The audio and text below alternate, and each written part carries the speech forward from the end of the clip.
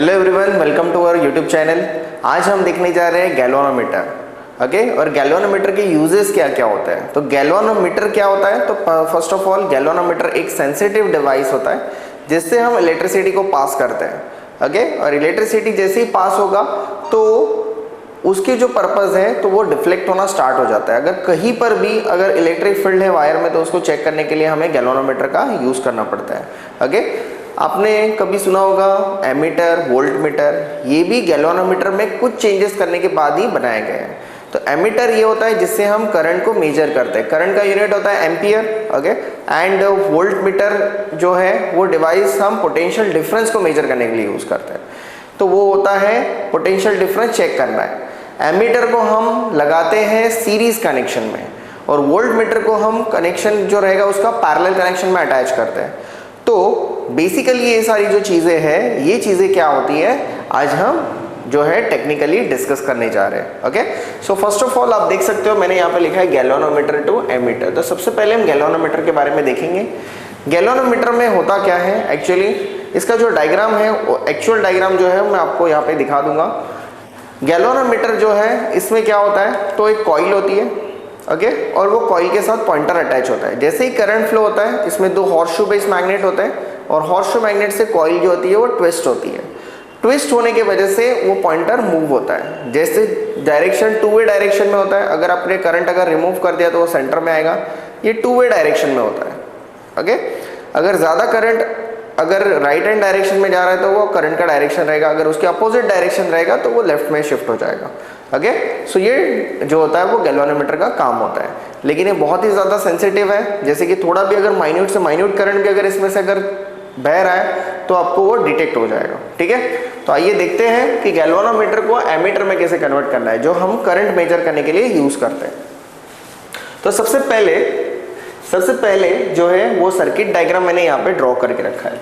Circuit diagram में मैंने बताया कि ये जो R है ये हमारा गिवन रेजिस्टेंस है, उसमें से करंट I जो है वो पास हो रहा है। ओके, और यहाँ पे क्या होगा, यहाँ पे आएगा गैल्वेनोमीटर। ओके, गैल्वेनोमीटर हमने अटैच किया है। This is a circuit diagram. इसको मैंने एक बाईपास दिया हुआ है जिसे कहते हैं हम शंट रेजिस्टर। क्या कहते हैं इसको, S is equals to shunt.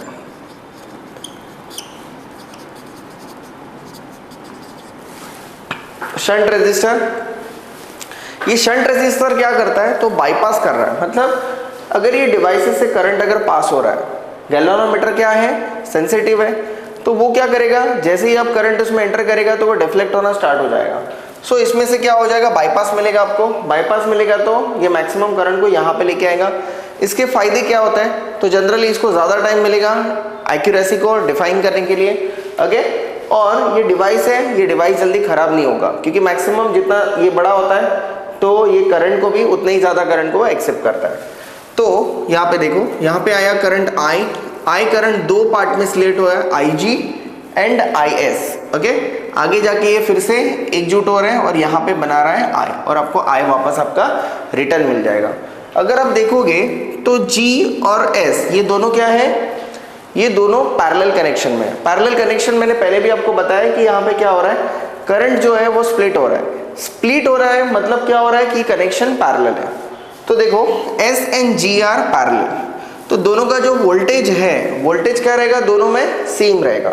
तो हम voltage by Ohm's law V is equal to I R, R की जगह पे G है और I की जगह पे IG है, इज इक्वल टू शंट का पोटेंशियल आएगा IS इंटू S। यहाँ पे रेजिस्टेंस है S और यहाँ पे IS है।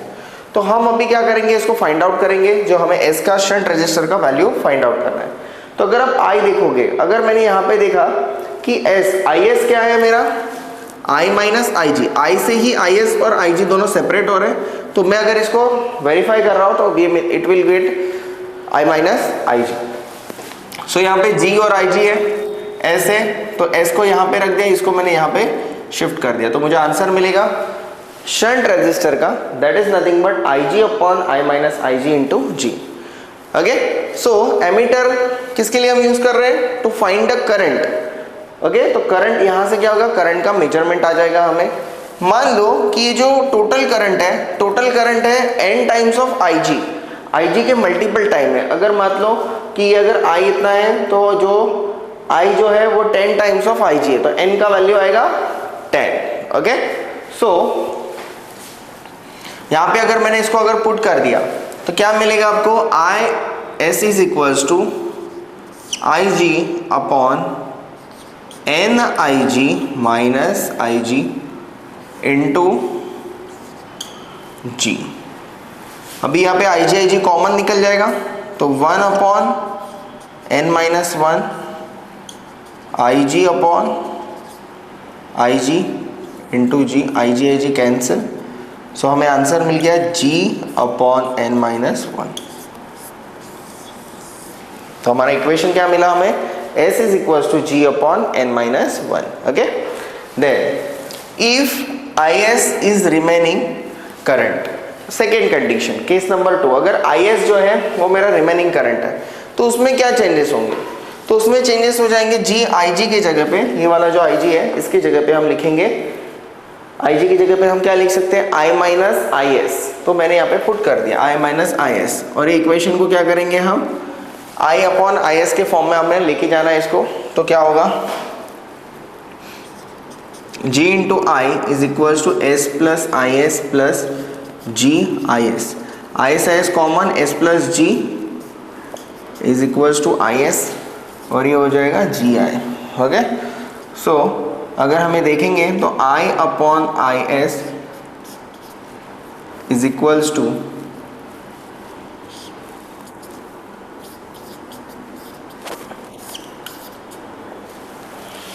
तो देखो हमें इक्वेशन क्या मिला है, we are getting the equation is nothing but G I minus I S is equal to S I S G I. तो हमने इसको पूरा सॉल्व किया है, और ये जो हमने रेशियो निकाला है that is nothing but what, the current and what the I S is equal to S plus G upon G. So ये जो टॉपिक है ये है मूविंग कॉइल गैल्वेनोमीटर का टॉपिक है। ओके, और ये पर्टिकुलर टॉपिक के अंदर क्वेश्चंस ये बोर्ड्स के हिसाब से इसके जो क्वेश्चंस है वो इंपॉर्टेंट क्वेश्चंस है, और पूछा जाता है to convert the galvanometer into ammeter. तो हमने ये सब किया हुआ है, सबसे पहले हमने बेसिक्स के फॉर्म में देखे, तो अभी हम आगे इसका न्यूमेरिकल देखेंगे। Okay, here is nothing but the numerical, जो हमने अभी जस्ट थियरी पढ़ा है उसके ऊपर एक न्यूमेरिकल हमने लिया है। What is the value of the shunt resistance that allows the 20% of the main current through a galvanometer of 99 ohm? Okay, so question I hope so आपको नहीं समझ में आया होगा, हम थोड़ा धीरे धीरे पढ़ते हैं। What is the value of the shunt resistance? मतलब क्या होगा, given data हमें लिखना है, तो यहाँ पे क्या होगा, सॉल्यूशन में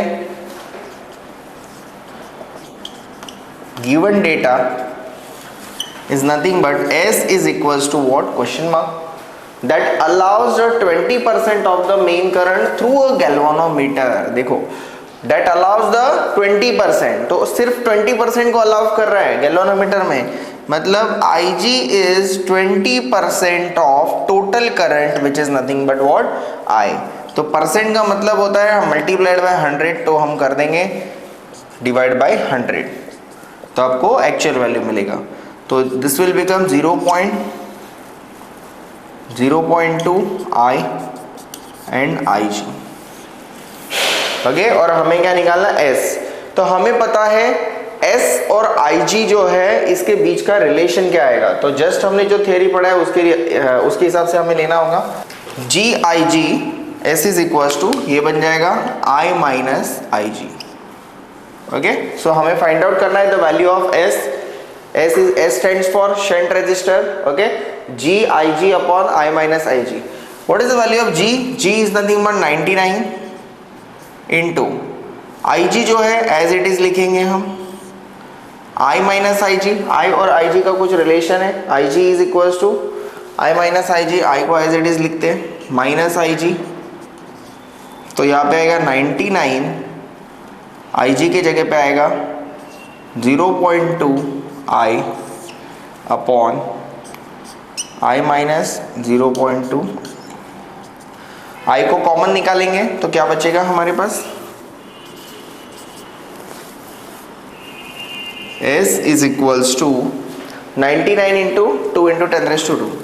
99 जो होता है जनरली वो बन जाएगा 198 इंटू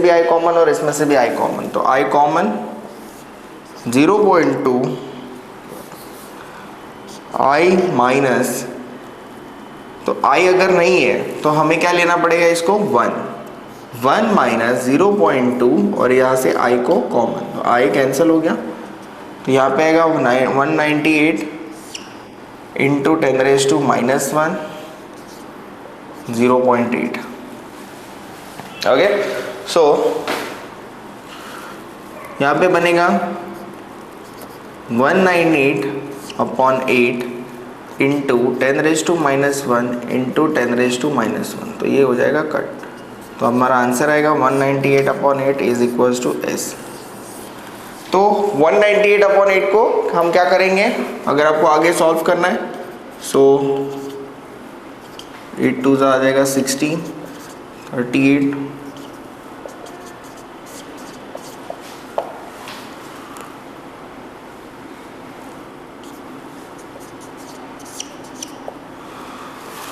(24.7 ओम। सो हमारा आंसर आ जाएगा S is equals to 24.7 ohm. Okay, so this is nothing but this is the correct value 24.7 ohm. तो ये हमारा है जो galvanometer, the conversion of galvanometer to ammeter. Okay, and जो हमने न्यूमेरिकल सॉल्व किया है that is nothing but what, the exam point of view, it is weightage is nothing but for the 2 marks and generally it is coming in your exams in boards, JEE and CET also. So kindly focus on it. If you have any kind of doubt then you can ask me in a comment section. If you like the channel then subscribe to my channel and like the video. Thank you.